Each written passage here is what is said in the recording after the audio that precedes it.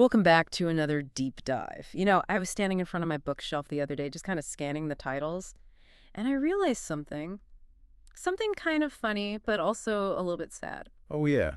What was that? I saw all these books on optimization. I have books on how to optimize my sleep, how to hack my diet for, peak performance, how to balance my investment portfolio. Full 9 yards. The whole 9 yards, how to organize my workspace for maximum flow. It's like my entire life has become this huge engineering project. I'm just constantly tweaking the mechanics to get like 1% more efficiency out of everything. That sounds exhausting. Yeah. But very, very familiar. We are definitely living in the era of the life hack. We are, but then it hit me. There's this one massive, sprawling, chaotic area of my life, and it's arguably the area that determines my actual happiness more than my sleep score or my 401k. I have 0 books on it. I just sort of wing it. You're talking about relationships? I am absolutely talking about relationships. And I don't just mean, how to get a date or how to network. I mean the fundamental architecture, the blueprint of how we connect with other human beings, how we connect with ourselves, and honestly, how we connect with the bigger picture. The divine, the universe. Whatever you want to call it, we treat it like it should just come naturally, like breathing. But if you just look at the stats on loneliness, on divorce, on social anxiety, it's clearly not coming naturally. It is definitely not. And that's why the source material we're digging into today feels so critical. We are looking at a transcript of a massive multi-hour interview from the Fenjan podcast, which is produced by Thmania, and the guest is Yasser Al-Huzaymi. And for those who might not know him, Al-Huzaymi isn't just some guy on TikTok giving dating advice. No, he's far from it. He's a certified relationship coach. He's the author of a book called The Strong Personality, and he has this really distinct voice in the Arab world. What makes him so fascinating? I think it's how he synthesizes things. He takes modern sociology and psychology and blends them with traditional Islamic theology and philosophy. Right. He builds this framework that somehow feels ancient and brand new at the same time. That's exactly the vibe I got. It felt like reading an old Stoic philosopher who also, completely understands how Instagram works. That is a perfect description. Yeah. So our mission today is to really unpack this framework. We're going to look at Al-Huzaymi's diagnosis of why modern relationships are struggling. And spoiler alert, it has a lot to do with how we see ourselves as products. We're going to look at his toolkit for emotional intelligence, which includes some concepts that, completely changed how I think about boundaries, like the sword and the scabbard. Great metaphor. And we're going to talk about why being contractual in our relationships is maybe killing our kindness.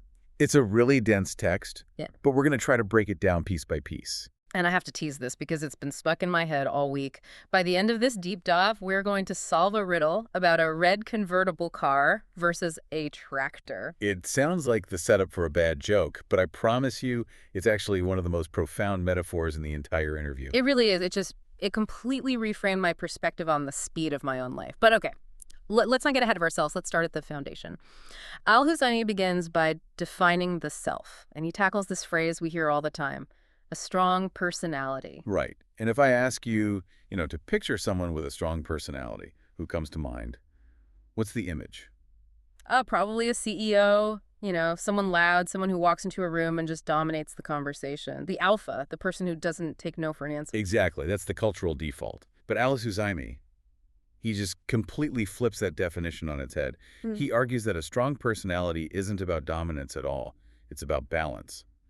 And he uses this tripartite metaphor, the sword, the scabbard, and the shield. I love this analogy. Let's break it down because I think a lot of people are going to see themselves in, having one of these but maybe missing the others. So let's start with the sword. Okay, the sword. The sword represents your capacity for boundaries. It's the ability to say no. It's the ability to stop someone from, transgressing against you. It's your core defense mechanism. So if you don't have a sword. If you don't have a sword, you're vulnerable. You are the person who says yes to every favor, who lets people talk over them, who just gets walked on all the time. The doormat. Potentially, yes. The doormat. If you lack the sword, you lack the ability to protect your own dignity. But, and this is the crucial part, Al-Huzaymi says that just because you have a sword, it doesn't mean you're constantly swinging it around. And that's where the scabbard comes in. That's the scabbard. The scabbard is the wisdom to sheath the sword.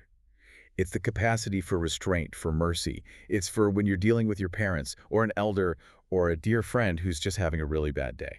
You could draw the sword. Oh, absolutely. You could win the argument, you could crush them with a witty comeback, or shut them down with cold, hard logic. You have the power, but you choose. You make a conscious choice to keep the sword in the scabbard. See, I think that distinction is so important because on the surface, the person with no sword and the person with the sword in the scabbard, they look the same. They do. They're both being nice. They're both not fighting. They look identical from the outside, but the internal reality is the complete opposite. Right. The person with no sword is being nice because they're weak, they have no other choice, they're terrified. But the person with the sword in the scabbard is being nice because they're strong. They are actively choosing mercy over exercising their power. Al-Huzaymi puts it beautifully. He says a scabbard without a sword is just helplessness. It's weakness. But a sword without a scabbard, that's just violence. It's aggression. So true strength is having both. True strength, the strong personality, is possessing the lethal weapon and having the discipline, the wisdom, to keep it sheathed until it is absolutely necessary. That is a definition of maturity I can really get behind. And then there's the third piece, right? The shield. Shield. This is your protection against what he calls the inevitable stings of life. I mean, we live in a social world. People are going to criticize you. They'll overlook you. They'll insult you. You're going to fail. It's unavoidable. It's totally unavoidable. And if you don't have a shield, if you have, thin skin, you're going to be reactive to absolutely everything. You'll be perpetually offended. You'll be bleeding from every little scratch and paper cut. So the strong personality isn't a fixed trait. It's this dynamic system. It's about situational awareness. Yeah. You walk into a room and you have to ask yourself, do I need the shield right now to deflect a careless insult? Do I need to draw the sword to set a hard boundary? Or is this a scabbard moment where I need to show grace? Precisely. It's not a static trait. It's a toolkit. Yeah. And this internal structure, how you manage your sword, your scabbard, and your shield, directly impacts how you present yourself to the world. And this leads to one of Al-Huzaymi's most provocative ideas, the self as a product. Yeah. I have to admit, when I first read that part of the transcript, I recoiled a little bit. It sounds so capitalist. I am a product in a market. It feels cynical. It does feel cold at first blush. Yeah. But if you strip away the emotion and just look at it, it's a very accurate sociological description. He argues that in the social marketplace, we all have a product, which is our true self, our character, our skills, our values, and we all have marketing, which is how we present that self to others. And the tragedy, I guess, is the mismatch between the two. The mismatch is where all the suffering comes from. He talks about people who have an incredible product. I mean, they are high integrity, they're intelligent, they're loyal friends, they're brilliant at their jobs, but they have terrible marketing. These are the introverts, the humble people, the people with low self-esteem who kind of look at the floor when they speak. Right. The market completely undervalues them because the packaging doesn't reflect the quality of the goods inside. They get passed over for promotions. They struggle to find partners, not because they aren't good enough, but because their marketing department is, non-existent. And then, of course, we all know the opposite scenario. The beautiful, shiny packaging with absolutely nothing inside. The narcissists, the manipulators. Oh, they have world-class marketing. They know exactly what to say in the job interview. They know exactly how to charm you on the first, second, and third dates. But once you buy the product and get it home, It falls apart. the product is defective. And Al-Huzaymi points out that this gap, this chasm between the product and the marketing is where mental illness often takes root. And he quotes William James, the father of American psychology, who had this theory called the six people. Oh, I remember this. It's a bit of a brain teaser. Let's walk through it slowly. Okay, so James said that whenever two people meet, let's say you and me, right now, there are actually six people present in the room. Six. Number one, who I think I am. That's my internal self-perception. Number two, who you think I am. Your perception of me. And number three, who I really am. The objective truth, which, neither of us might fully know. Okay, so that's 3 for you. And then the same 3 apply to me. Who I think I am, who you think I am, and who I really am. Exactly. So when we're having a conversation, it's not really me talking to you. It's who I think I am talking to who I think you are. It's like a hall of mirrors. We are constantly interacting with projections, not with reality. And Al-Huzaymi's point is that the goal of a healthy person is to try and align those different versions to get them closer together. The goal is to close the gap. Because if who I think I am is miles away from who I really am, that's delusion, that's arrogance or narcissism. Right. And if who I present to you is miles away from who I really am, that's deception, that's fraud. The healthy person strives for congruence. They want their marketing to be an honest reflection of their product. But that's so hard, isn't it? Because like you said, I can't really know who I really am. I can't see my own back. I can't see the spinach in my own teeth. That is the perfect metaphor. And Al-Huzaymi brings up this concept of the mirror. He quotes the prophetic tradition. The believer is the mirror of his brother. I think we've all heard that saying, but his interpretation is so specific and practical. He asks, if you look in a mirror and you see spinach in your teeth, what is your reaction? You pick the spinach out, you fix the flaw, and you're grateful to the mirror for showing you something you couldn't see yourself. You don't pick up a hammer and smash the mirror into 1,000 pieces. Exactly. You don't scream at the mirror, how dare you show me this spinach? You're so negative. You're so judgmental. But in our relationships, our friends, our spouses, they act as our mirrors. They reflect our flaws back to us. They're the ones who say, hey, you were kind of rude to that waiter, or, you've been really selfish with your time lately. That's the mirror showing us the spinach. It is. And what do? We smash the mirror. We get defensive. We attack the friend. We say, well, you're not so perfect either. We kill the messenger because we can't stand the message. And the result is that we walk around for the rest of our lives with spinach in our teeth. And we wonder why people are looking at us funny. Al-Huzaymi is saying that the strong personality, the one with the sword and the scabbard, they proactively seek out those mirrors. They want to know the truth about their product so they can improve it. They don't just want better marketing. They want a better product. Okay, so we've established this internal architecture. You need the sword, the scabbard, the shield. You need to align your marketing with your product using the mirrors around you. But Al-Huzaymi doesn't stop at the individual. He zooms way out. He says we exist within a system of relationships, which he calls the 4 pillars. And he is very, very clear that there is a hierarchy here. You can't just pick and choose. The first pillar, the absolute foundation of everything for him, is the relationship with the divine, with Allah. Now, I know we have listeners from all different backgrounds, but I want to really dig into the psychological mechanism he describes here. Because even if you look at it from a purely secular perspective, what he's describing is an incredibly powerful tool for emotional regulation. He uses this hidden camera analogy. It is a brilliant reframing of anxiety. Mm-hmm. He asks us to imagine we're on one of those hidden camera prank shows. Mm-hmm. You know, the type. You're sitting in a restaurant, and they've hired an actor to be the rudest waiter in history. He spills soup on your lap. He insults your haircut. And naturally, you're getting furious. Your blood pressure's spiking. You're about to scream. You're thinking, how dare this guy treat me like this? And then, just as you're about to explode, someone walks out from the back, points to a hidden camera in a potted plant, and says, smile, you're on TV. It's all a prank. And what happens in that instant? The anger vanishes. Yeah. Instantly. You laugh. You might even shake the waiter's hand and say, you got me. But why? I mean, the soup is still on your lap. The insult was still said. The physical reality hasn't changed at all. But your interpretation of that reality has changed completely. You realize that the actor, the waiter, he wasn't the ultimate authority in the scene. He wasn't acting out of malice. He was just playing a role. You realize there was a watcher, a director, behind the scenes. And Al-Huzaymi argues that for a person of faith, life is the hidden camera show. Yes.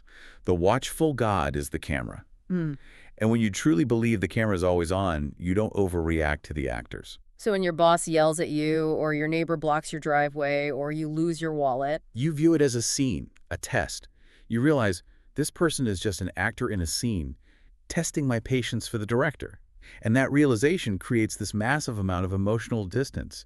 It stops you from taking everything in the world so personally. It effectively shrinks the antagonists in your life. That is exactly his phrase, reducing the size of others. When you magnify the divine, when you focus on the director, all the actors shrink.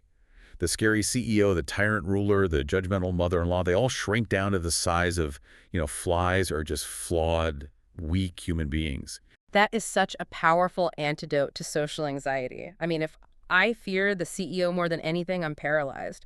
But if I see the CEO as just another actor who is also being tested by the same director, the fear, it just dissipates. I can actually function. Exactly. So pillar 1 stabilizes you, gives you a solid ground to stand on. Then comes pillar 2, the relationship with the self. And we touched on this with the marketing idea, but he breaks down self-worth into 4 quadrants that I found really, really helpful. It's a matrix based on 2 factors. Ability, do you actually have the skill? And belief, do you believe you have it? Okay, lay it on me. I love a good 2x2 matrix. Top right quadrant, Mm-hmm. confidence. You have the ability and you believe you have it. You know you can swim and you believe you can swim. You jump in the water, you swim. This is healthy. This is where we all want to be. Simple enough. What's next? Top left, arrogance. You don't have the ability, but you believe you do. You think you're a genius, but you're actually average. You think you can swim, so you jump into the deep end and you drown. Or worse, you drag someone else down with you. The classic fake it till you make it strategy gone horribly wrong. Precisely. Then we go to the bottom right, self-contempt. You actually have the ability. You're talented, you're capable, you're smart, but you refuse to believe it. You prefer the backstage, you hide your light, you sabotage yourself. Imposter syndrome. That's the one. But the 4th quadrant is the one that really surprised me. The bottom left, he calls it awareness. And this is when you don't have the ability and you know you don't have it. Right. And usually we think of this as low self-esteem. We frame it as a negative. Oh, I'm not good at anything. But Al-Huzaymi frames this as a massive positive. He quotes the great historian Ibn Khaldun. Knowing what you don't know is, in itself, a form of knowledge. That's a great reframe. Because if I know I cannot fly a plane and I refuse to get in the cockpit, I'm not being insecure, I'm being smart, I'm being responsible, I'm saving lives. Exactly. Awareness is just reality testing. It is knowing your limits. It is a position of incredible strength, not weakness. I think we so often confuse confidence with delusion. We tell kids you can be anything. But Al-Huzaymi seems to be saying, no, it's just as important to know what you can't be and to be okay with that. It connects back to this story he tells about the umbilical cord. He says our relationship with ourself is defined by this primal trauma. When we are in the womb, the umbilical cord provides everything: food, oxygen, warmth. We are safe. We are one with the source. But the moment that cord is cut, it is terror. It's the first realization of separation. The child realizes, my survival now depends entirely on others. I have to cry to get milk. I have to smile to get held. I have to perform to survive. And he says this sets up a lifelong craving for validation. It does. Look at me, Mom, becomes, look at my good grades, teacher, which becomes, look at my sales figures, boss, which becomes like my photo Instagram. Wow. We're just constantly trying to reconnect that cord. We're trying to prove to the world that we are worthy of being kept alive. Yes. But he warns that if we aren't careful, we become what he calls balloons. We just float around, waiting for others to blow air into us. Compliments, validation, likes to feel big and important. But the problem with being a balloon, what's the problem? Is that you're floating towards a factory of needles. A factory of needles. That is a terrifying image. It is. The same people who inflate you can pop you with a single critical word. If your self-worth is entirely external, you are incredibly fragile. One critique, one rejection, one unfollow, and pop. You are nothing. So Pillar 2 is all about securing your own internal value, so you aren't just a balloon waiting to be popped. You need to be solid, not hollow. Correct. Now, this transitions us perfectly into the external world, pillars 3 and 4, our relationships with others and with things. And this is where the interview takes a really dark, but I think necessary turn. He essentially diagnoses modern civilization as being hostile to human connection. He calls it the waste of civilization. It's a pretty bleak assessment. He uses this metaphor of a train ride to describe how we got to this point. It's basically a philosophical history lesson in 5 minutes. He traces the progression of Western thought and its impact on the human heart. The train starts at the station of atheism or scientism. This is the removal of the divine, the director, from the equation. If there's no God, then humans are just biology. We're just cells, we're numbers, we can be quantified. We become statistics. On a scale of 1 to 10, how sad are you? Right. The complete quantification of the human experience. And once you reduce humans to matter, the very next stop on the line is materialism. If we are just matter, then what matters most is, well, matter, stuff, appearances. He gives the example of the modern marriage. People will spend $50,000 on the wedding, the lights, the dress, the flowers, the matter, and $0 on marriage education. The meaning. We prioritize the furniture over the feeling. We prioritize the Instagram photos of the day over the actual dynamics of the relationship for the next 50 years. And after materialism, then comes a station of individualism. I am free. I do what I want. This sounds great on a t-shirt, but Al-Huzaymi argues it dissolves the glue of community. Family is, by its very definition, a restriction on your absolute freedom. How so? Well, I have to visit my sick uncle on the weekend when I'd rather go to the beach. I have to help my brother move house. If I am radically individualistically free, I have no obligations. And if I have no obligations, I have no real bonds. And the final stop on this train ride is relativism. If everyone is a radical individual, then everyone has their own truth. There is no shared standard of right and wrong. And the example he gives is hospitality, which is, a huge deal in Arab culture. In the traditional view, hospitality is a strict code. You slaughter a sheep, you offer a feast, it is an obligation, it's not a choice. But in the modern relativistic view, He tells this hilarious story of the modern host who just puts out raw ingredients, bread, meat, cheese, and tells his guest, make your own burger. here's the fridge, help yourself. I have definitely been to that party. The host thinks he's being respectful of freedom. I don't want to impose my cheese preference on you. You're free to choose. Build it however you like. But what is the guest thinking? The guest is thinking, you didn't even bother to cook for me. This is a massive insult. Exactly. The host sees freedom. The guest sees neglect. Because the shared language of what is right, what is honorable, has completely collapsed. Relativism kills the shared rituals that are meant to hold us together. This all leads to one of the most disturbing concepts in the whole deep dive. Dehumanization, or what he calls the bug people. That's a very harsh term, and he borrows it from European sociology. It refers to the idea of reification, which is a fancy word for turning a person into a thing. He uses the hospital example, which honestly gave me chills because we've all been there. Go on. You walk into a huge modern hospital. To yourself, you are a human being in pain. You're scared. You have a story. You have a family. You are a who. But to the system, You're a file number. You're a what? you're a what? The receptionist takes your card. Beep. The nurse checks your vitals. Beep. The tech draws your blood. Beep. The doctor reads your chart, maybe looks at you for 10 seconds, writes a prescription. Beep. You are passed along an assembly line. It is efficient, yes, but it is cold. You are a unit of production to be processed. And he says this is the fundamental difference between what he calls contractualism and kindness. This is a key distinction. Modern life is built on contracts. I pay you, you drive the Uber. I pay you, you fix the sink. As long as the contract is fulfilled, we don't need to interact as humans. You are a vending machine. I put money in, I get service out. End of story. But the traditional or the religious model prioritizes kindness. It tells the story of the handyman. You agree on 50 rials to fix a door. That is the contract. If you give him exactly 50, that is justice. You fulfill the deal. You are not wrong. But Al-Huzami says justice is the floor, not the ceiling. Kindness is giving him 70. Okay, but why give him 70? Yeah. Why pay more than the contract specifies? Because the contract, the 50, is rigid. It's black and white. It cannot account for the grayness of reality. Maybe the door was heavier than expected. Maybe it's 100 degrees outside and the guy is sweating bullets. Maybe his kid is sick and you don't know about it. Kindness covers the gaps that the contract misses. It rehumanizes the interaction. It says, I see you as a person with struggles, not just as a tool to fix my door. I love that. Justice is the floor, kindness is the ceiling. We need to be aiming for the ceiling more often, but instead we treat people like disposable products. He talks about planned obsolescence. The ink cartridge metaphor. It is literally cheaper to buy a whole new printer than it is to just replace the ink. So we are trained by the economy to throw things away. And we've started to apply this logic to people. Well, this friend is annoying me. He's toxic. Block him. Get a new one. This marriage is hard work. Divorce. Next. We don't repair relationships anymore. We replace them. We have been programmed for impatience. It's terrifyingly true. We use therapy speak like setting boundaries and protecting my peace as a high-minded excuse to just avoid the hard, messy work of dealing with another flawed human being. So, okay, we have this bleak picture of modern disconnection. But Al-Huzami doesn't just leave us there, depressed. He gets into the mechanics of how to actually build connection. And it starts with a really counterintuitive idea. Need is the glue.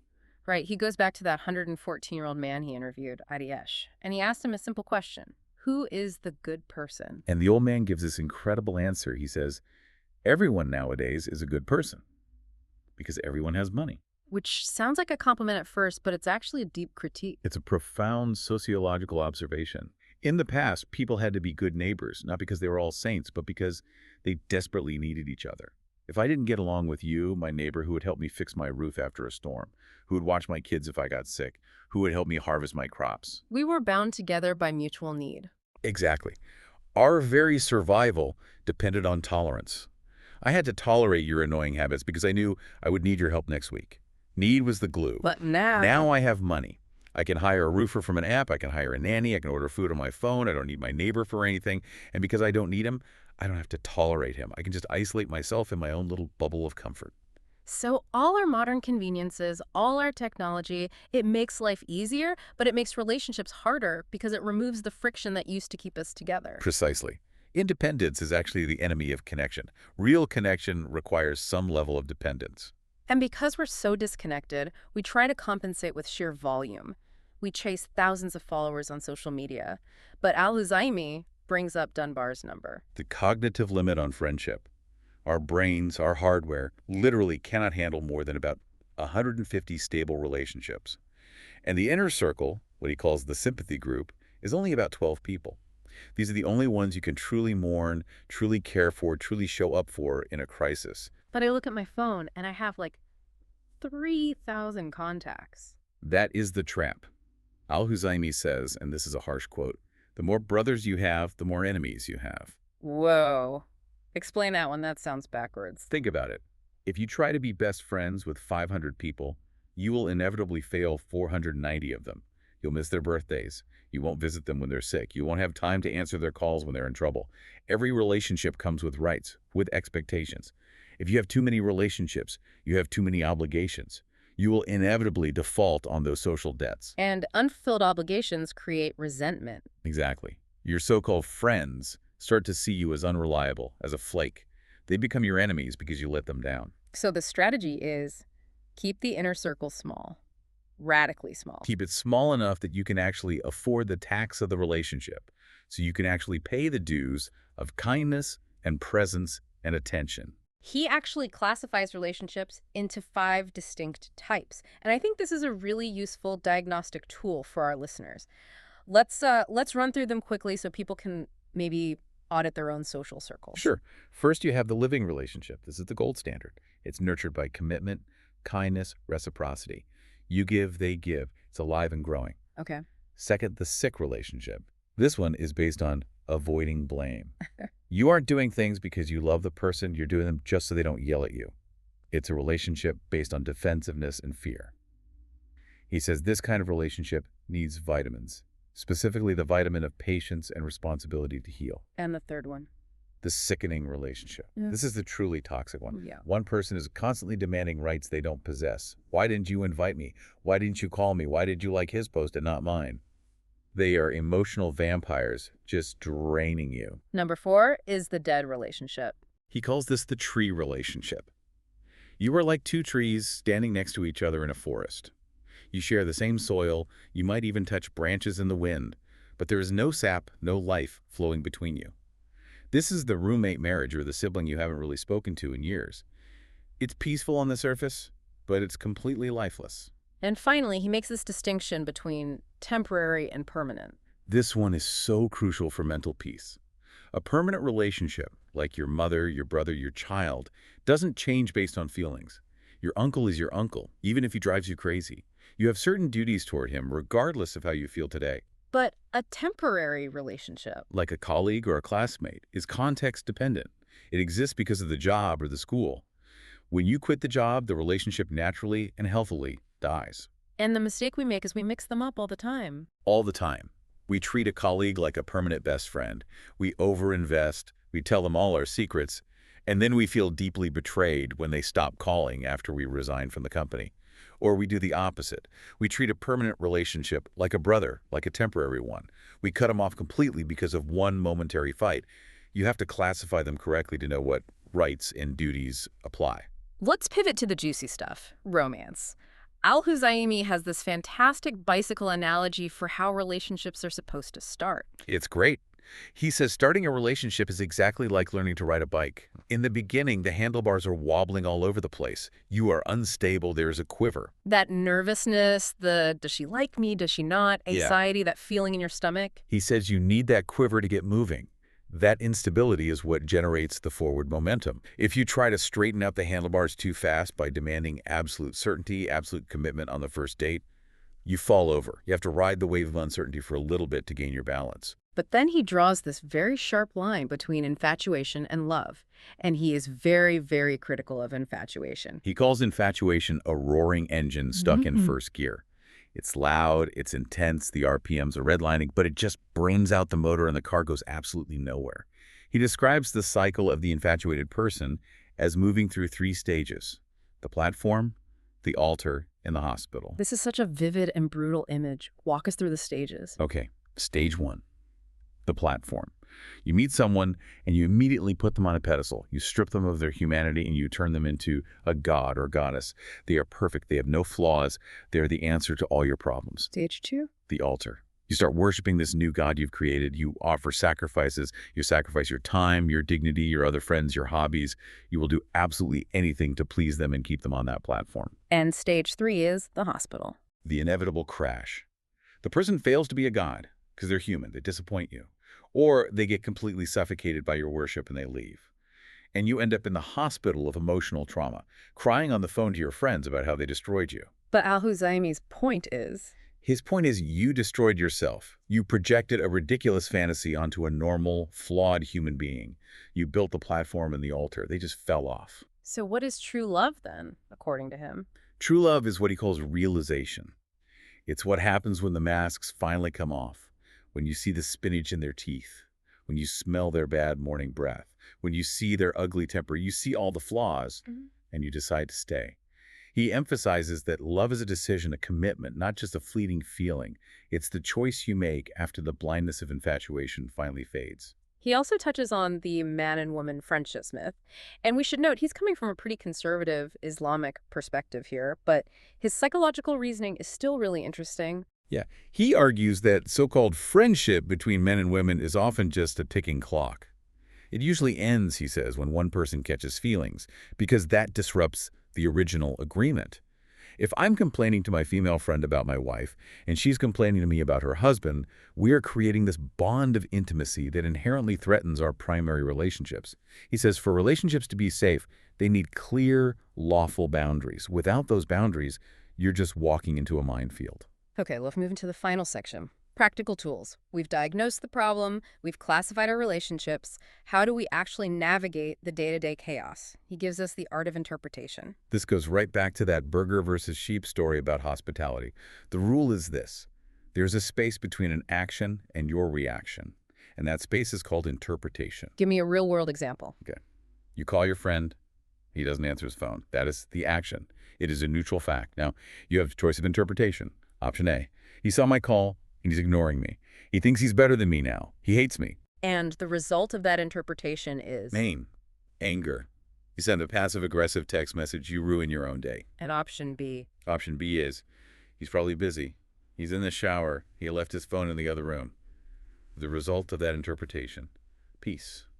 You just wait. You move on with your day. And Al-Huzaymi's advice is that we should always interpret people's actions with the best possible excuse. Not for their sake, but for our sake. Exactly. It's a selfish act in the best possible way. Why would you choose the interpretation that hurts you? Why would you willingly drink the poison and hope the other person dies? Assume the best, just to spare yourself the pain. He also talks about social number theory. This is all about status and ego. This is such a great reality check for the ego. He says everyone has a number that changes depending on the location and context. So a CEO might be number 1 in the boardroom. Absolutely. Number 1. Yeah. Everyone listens when he speaks. Everyone laughs at his bad jokes. Everyone rushes to bring him coffee. Oh. But then he goes home, and his wife yells at him for forgetting to buy eggs. In that kitchen, at that moment, he is number 10. Laughs. I think I can relate to that. We all can. The problem arises when the CEO demands number 1 treatment in the kitchen. That's a lack of maturity. Maturity is accepting that your number changes. You have to be able to code switch. He quotes Al-Jahiz, the famous scholar, who gave this advice to avoid the middle of the room. Yes.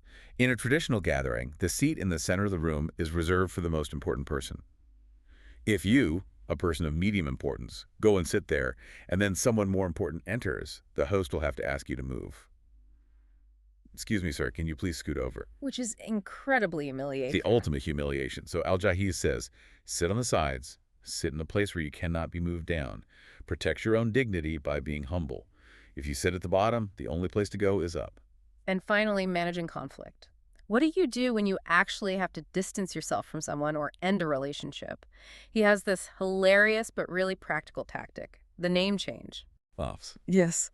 He doesn't believe in blocking people unless it's absolutely necessary. Instead, when someone falls out of favor, he just changes their name in his phone to reflect their new, lower rank. So if I was saved in his phone as my dear friend and I betray him, You become just John Smith. Or colleague. Or if it's a spouse during a big fight, he might change my wife to mother of child's name. it sounds kind of petty, but I can see how it's actually a psychological framing device. It is. It reminds him of the new boundaries every single time the phone rings. Yeah. Ah, this is John Smith calling. I'm not answering this call as a dear friend anymore. I am answering as an acquaintance. It helps him regulate his emotional investment and his response time. If you drop in rank, maybe I only answer 1 out of every 3 of your calls. I don't rush to reply to your texts. And his advice on ending things for good. Retain with honor or separate with grace. Don't give them the luxury of hating you. Be the better person so that they regret losing you. If you get messy and vindictive and slander them, they walk away thinking, wow, I'm so glad I dodged that bullet. But if you walk away with quiet dignity and grace, they're left thinking, I made a huge mistake. I lost someone truly valuable. That is the ultimate victory. That is powerful. So let's try and bring it all home. We've covered the sword and the scabbard. We've covered the train of modernity that's turning us all into bug people. We've covered the need to be the mirror for the people we care about. Al-Huzaymi is ultimately saying that relationships are about rights and duties, not just about feelings. And in a world that wants to turn us into consumers of people swiping left, swiping right, replacing the ink cartridges, we have to actively fight to keep the human in humanity. We have to be the scabbard, holding that capacity for kindness and mercy, even when the entire world is encouraging us to just draw the sword. Now, I promised at the top that we would solve the riddle from the intro, the red car versus the tractor.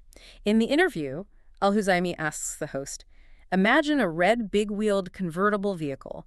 What is its top speed? And naturally, like all of us would, the host immediately imagines a Ferrari. You think 200 miles per hour, speed, sex appeal, modernity. But the answer is, it's a tractor. A plow tractor. It's Yeah. red, it has huge wheels, it has no roof, so it's technically a convertible. And the lesson in that. Don't let the modern obsession with speed and shiny appearances blind you to the reality of things. We are so conditioned by culture to hear red convertible and immediately think fast and sexy that we completely miss the possibility of the tractor. And the tractor's slow. It's loud. It is not sexy at all, but it is powerful. It does the actual hard work of cultivating the earth. It feeds the entire village. And Al-Huzaymi is saying relationships are tractors, not Ferraris. Exactly. They are slow work. They're about cultivation, not about speed. Stop looking for the flash and the excitement and start looking for the capacity to plow the field day in and day out. I love that. Slow down. Do the work. And finally, Al-Huzaymi leaves us with this one last provocative thought about the empty throne. This is really the philosophical capstone of the whole interview. He suggests that every human heart has a throne, a seat of moral authority, a seat for whoever or whatever decides what is right and wrong for you.